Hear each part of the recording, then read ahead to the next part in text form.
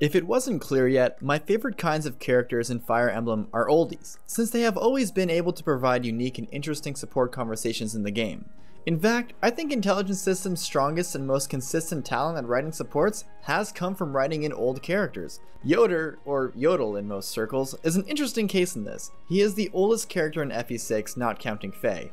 Now, I really like Yoder, not only because he's an oldie, but his supports end up making him much more enriched and interesting than other members in the FE6 cast. Granted, Fire Emblem 6's supports weren't all that great for the most part. There's a lot of FE6 support conversations that can be chalked off as shallow and boring. It honestly probably has something to do with the fact that Fire Emblem 6 seemed to be marketed towards a younger crowd, since the mechanics were much more simplified and the character designs became a lot more vibrant and colorful and cartoonish. It also didn't help that I can only read the fan translation, so I don't really have a good idea on how to judge the literal writing quality of these supports. In fact, there were a few times in doing research for this video in particular that I had to consult some Japanese speakers to give me a more accurate translation than what the current translation provided. So just keep this all in mind in this video. Anyways, in the following video, I'm going to deconstruct Yoder, and in doing so, hopefully make more people appreciate this chill old man. So like my other videos, let's break down who Yoder is.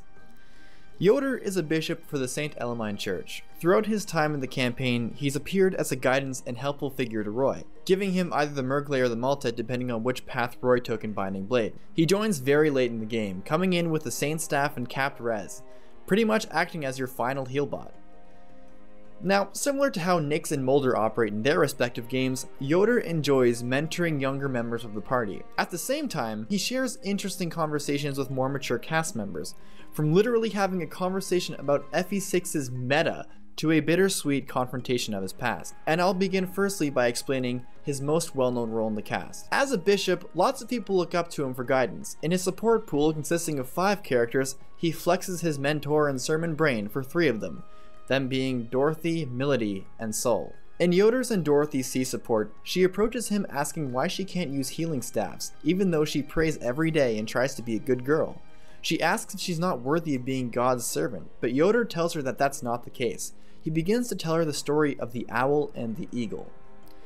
He begins by telling her of a time when St. Elamine still walked the earth. One day an owl asked her how to get to the land of God, but she told it that its wings would not be strong enough to take it there.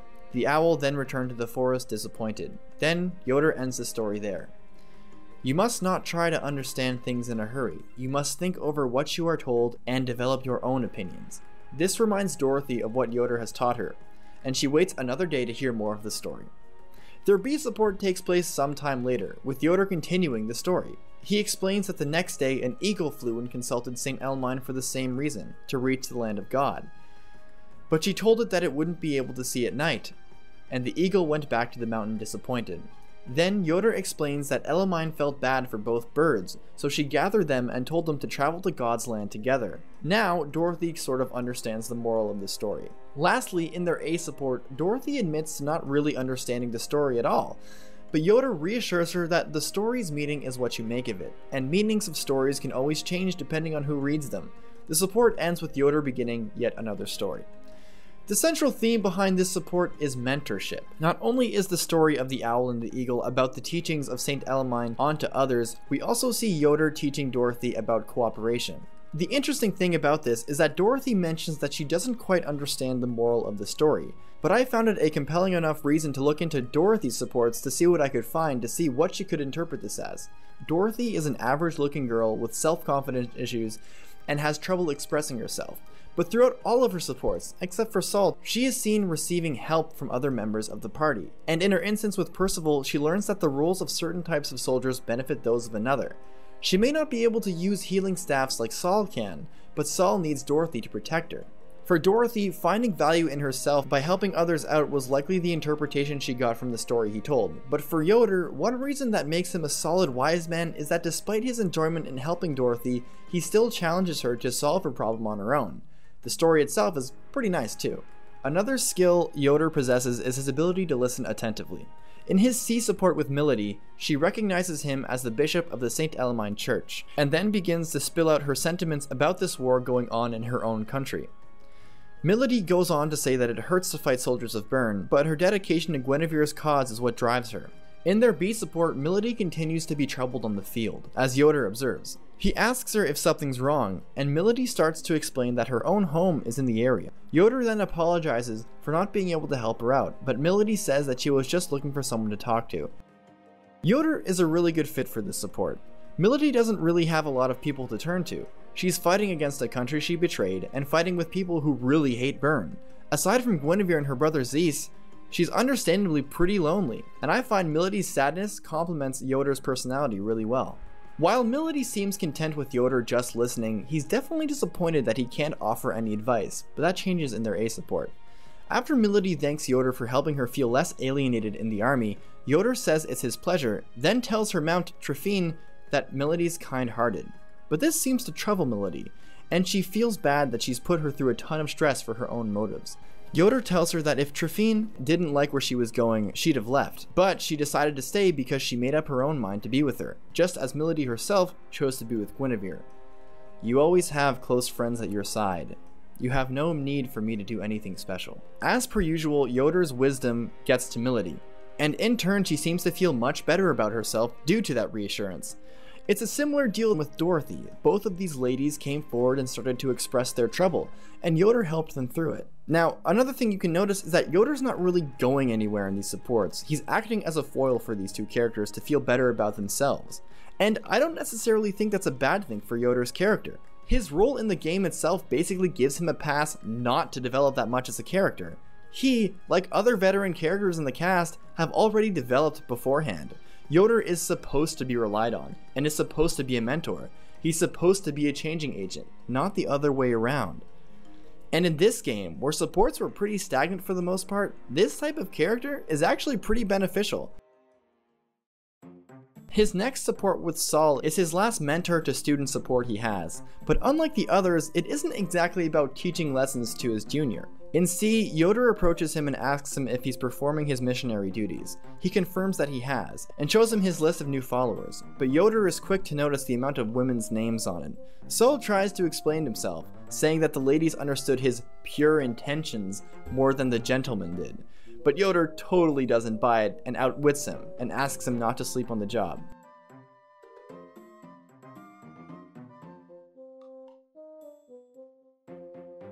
In B, Yoder asks how his mission to watch over the Fire Emblem and Roy is coming along. Saul states that it's safely in Roy's hands, and Yoder is pleased by the news, but mentions that Merlinus has been complaining that he's constantly following Princess Guinevere around. Saul confirms that yes, that's the case, but tells him that following Roy just because he has the Fire Emblem would go against his ethics. Throughout C and B, the main focus is Yoder's concern with Saul's tendency to mix work with play. We see that Saul is clearly devoted to being a priest, but tends to exploit his position to try to hit on the ladies. Yoder also takes issue that Saul is trying to take the lazy way out of his missionary duties. Now, truthfully, I'm not entirely certain what Saul really means by following Roy around being against his ethics. At first glance, it was difficult to understand what Saul actually meant by ethics. But it turns out that it was actually a mistake in the translation. The original Japanese script has Saul saying against his aesthetics, meaning that Saul doesn't want to follow Roy around pretty much because he's not gay. Funny mistranslation, yet a funny remark, all things considered. But I digress. Aside from that, Yoder might just seem like an old man, but he's not oblivious to Saul's deviousness and his antics. Their ace support begins with Yoder relieving Saul of his duty to watch over Roy, but Saul actually wishes he could continue watching over him, out of concern that Roy may not actually be ready to face the world on his own. Yoder, seemingly taken aback and impressed at Saul's change in attitude, or ethics, shows him something he found. Yodel pulls out an advertisement that reads, "All wounds treated freely, special discounts for new members, sign up today." Disappointed in Saul again, he utters, "This treating God like some sort of vulnerary. I certainly do not want to think that someone serving God would write something like this." Saul, without an excuse, says nothing, and Yoder begins to lecture him once more. Saul's clear devotion to his priesthood and to being Yoder's student is once again eclipsed by his immaturity and his laziness, and again, like their C support, it ends with Yoder lecturing him. It's a slight variation of the mentor-student dynamic that Yoder has with the other characters, and between the three of them, this gives Yoder a bit more depth. Not only is he a wise man, but he's an all-seeing eye and disciplinarian, and it's being demonstrated in a sort of comedy relief support. Something else to note about Saul's support in particular is that it's one of those supports that plays directly into the main campaign. And you can credit Yoder being an actual relevant NPC since the early game, appearing here and there orchestrating things from behind the scenes for Roy's benefit, to it. The uniqueness of Yoder starting as an NPC issuing out orders to playable characters, to becoming a playable character himself, and having supports with those very characters he issues orders to, is something that I think gets overlooked, and I think there's value in that. Aside from his mentor-student supports, he also has a mentor-mentor support with Dayan. This support is unique, to say the least. Take a bishop and a legendary Sakaean chieftain, and what do you get? A talk about gods and game mechanics. Yeah, it's definitely one of the more out there support chains in the game, or in fact the entire franchise. They're all, interestingly, very, very short conversations, but actually come decently packed with a lot of cool ideas. And meta, surprisingly enough. In their C support, Yoder walks up to Dayan and asks him if he's the Dayan, the Silver Wolf. Dayan confirms that yeah, that's the real Dayan the Silver Wolf, then asks him how a non-Sakaean knows of him. After some chatter about ancestry, Dayan asks him what he actually wants talking to him, and that if he wants to preach to him, he already has a deity to worship. But Yoder rejects the notion and says the following: "My mission is to guide those in need of direction, but you Sakaeans already have the sky and the earth to worship. God would not approve of me pushing my beliefs onto you." Clearly, Yoder and Dayan have quite different cultural backgrounds. Yoder trusts and follows the word of God, and Dayan's clan worships Father Sky and Mother Earth. One individual is a bishop and a healer from Aquileia, Etruria, a very busy urban area. In contrast, Dayan is the Liberation Army leader from the Kutola clan in Sake, a large, open, fielded area. But even if they're seemingly worlds apart, there seems to be at least some kind of common ground, as they're both great leaders in their respective community, driven by faith. In B, these perceived fundamental differences in their faith end up not being so different after all. It begins with Dayan following up on Yoder's mention of Sakaean faith being rooted in the sky and earth. Dayan explains that the light of day and the dark of night produce affinities like wind, fire, ice, and so forth. Yoder finds this intriguing and explains that according to his own faith, God created the affinities to bless his human creations. They both discover that affinities in both of their faiths function the same way. They're meaningless on their own. And following that conversation is their very, very incredibly short A support, where Dayan states, "The 7 affinities, their effects will only appear through bonds with other people. When your heart is linked to someone else's, that is when the elements reveal their true power." Then Yoder states that Saint Elamine always said to cherish one's relationships. Dayan wonders if they've both successfully linked their hearts with each other, and Yoder seems to think they have. Now, this is meta, to say the least. Mixing Alib's lore and in-game mechanics into a support with these two particular characters is very well done, in my opinion. Despite the shortness of B, and especially A, it manages to succeed in the following: world building, as it gives context on how the faiths of this world play into the everyday lives of Alib's people, and lore building, revealing what affinities actually are and where they come from the first game ever to introduce them in. And it's not just a Yoder and Dayan thing, it's a Light and Anima thing, it's a Saint Elamine and a Hanan thing, it's an Etruria and Sake thing. It's all to show that despite their vast racial, cultural, and geographical differences, and even despite their faiths being different, the message is the same. Strive to be kind, compassionate, and loving to your fellow man. Not too far from reality, huh? These two characters become enlightened more so than just becoming better people, and for these two, it really works in their favor. Dayan and Yoder are both world leaders with incredible pedigrees, and like I said before, they've already developed as characters and their role in the story is satisfying enough. These two are the perfect match to have this particular sort of conversation. And for Yoder specifically, we learn that he's the greatest leader that this world could ask for. A benevolent, kind-hearted priest who's dedicated to helping others only if they need it. He accepts new philosophies on life with open arms instead of shutting them down in favor of imposing his own worldview onto others. And when push comes to shove, he's willing to put his own life on the line for humanity's sake. This guy's a badass. They're both badasses. His final support is said to be his best among the community, and personally, they could be right. At the very least, it gives some much well-deserved backstory and depth to this character. The character that gives him this chance is Niime, an elderly, cranky, and spiteful old lady.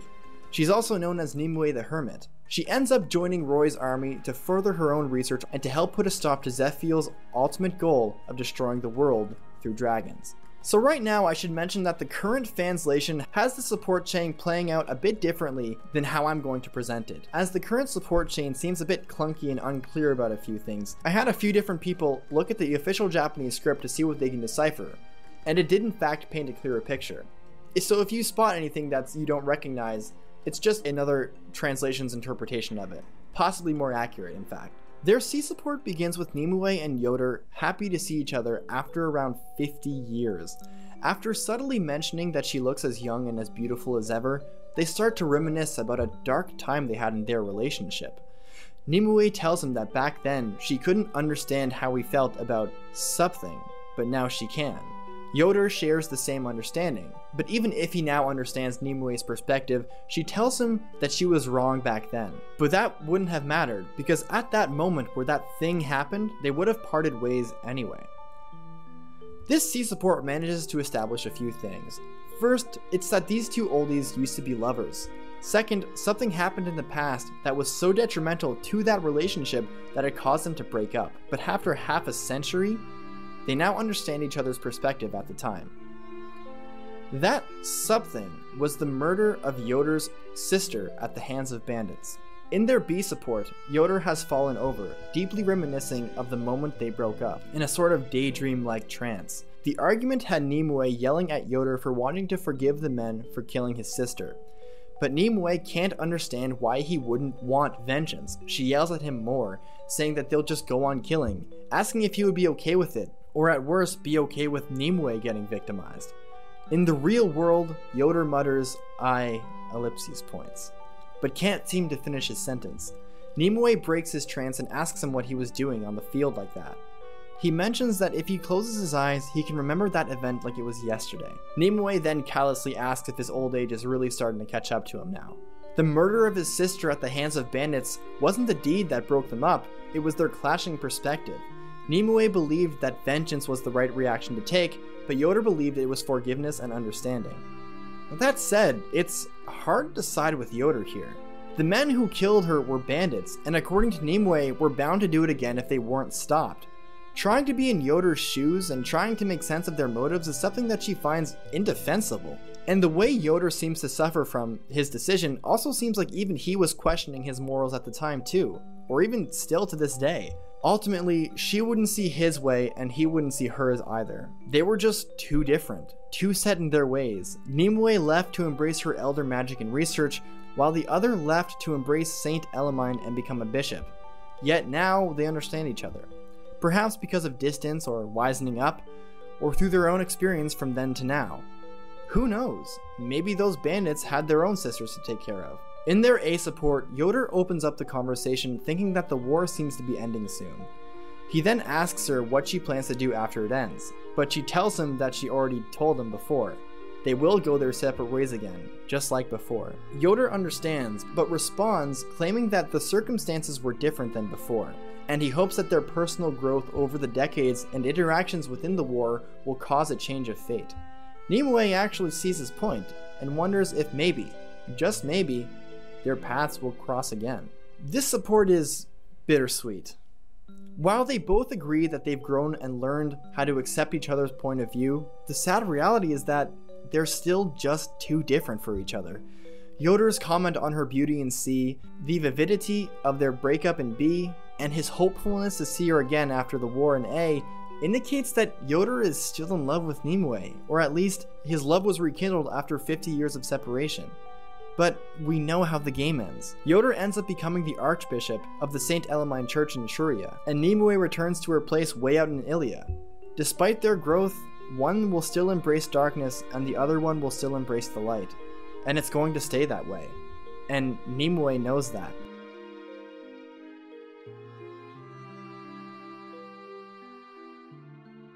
While they both develop from their conversations, Yoder is the clear centerpiece in this support. This is about his troubled past and how it shaped him to become the man he is today. It's about the stress of losing his beloved sister and his lover at the same time. Perhaps this was the moment he dedicated himself to Saint Elamine. With perhaps the most important people of his life gone, maybe he had to turn to God back then more than ever. And God's benevolence and Saint Elamine's teachings guided him to become the most noble and kind holy man in the continent. A lot of Fire Emblem 6's supports aren't anything worth writing home about. For the first game with supports in the series, the cast is understandably not the most fleshed out.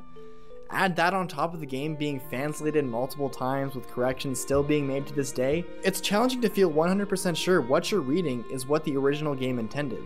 In Yoder's case, it's especially not helpful for being the second last recruitable unit in the game, and I wouldn't be surprised if this character got shafted just for being an elderly heal bot that gives Roy holy weapons at the end. He's a relevant NPC to the main campaign, with connections to other party members including Roy. His age and role and short time in the game gives him a pass to not really need to develop all that much in his supports, but even so, he still does in other ways. He's a veteran bishop and mentor, and by design he's supposed to be the foil for other characters. But what makes him more than that is his craftiness, his insight, his vigor, and his vulnerability. And it's unfortunate that he's overlooked in the game. Apparently Yoder was placed 60th in a Fire Emblem 6 character popularity poll in Japan. Where's the Yoder love? Come on, Japan.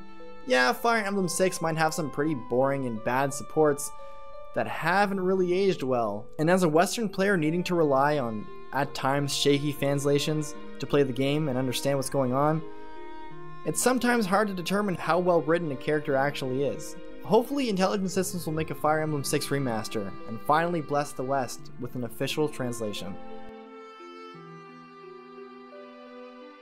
Well guys, that will do it for Fire Emblem Support Science number 6, featuring Yoder. Please leave a like and comment if you liked this video, and please share it with your friends. It would mean a lot to me. Deuces.